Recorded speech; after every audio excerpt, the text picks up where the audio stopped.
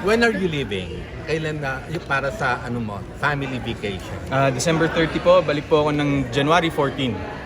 So medyo matagal po tayo. So itong Christmas na to, talagang you'll spend it na para sa ano, para sa family of two. Opo, family of two. Tapos sakto rin po, blessing. First time ng pamilya kong pumasa sa US visa. Wow, After 4 years of trying. Opo, so andun po kasi yung kuya ko.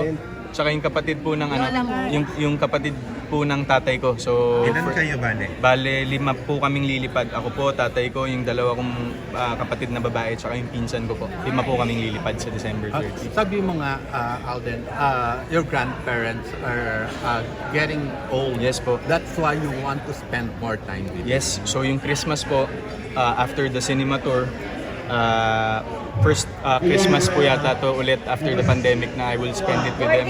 Kasi parang this past holidays po ng pandemic, seldom lang po akong nakakasama sila. Pero right now, buti na lang din nangyari din yung family of two para may reason ako to stay in the country. And next month, birthday mo na. Opo. You will spend your birthday out of the country. Yes po. Ano, meron ka na pang wish? Wala na po akong wish eh. Parang more of ano pa po yung mga pwedeng mangyari. And so far, mabait naman si Lord sa akin. Parang nasnab ko lang po siya during those times na depressed ako and down ako.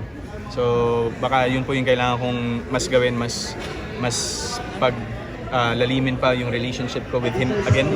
And wag ko pong idahilan yung pagka-busy ko Yung para very personal. opo, para hindi siya maging priority.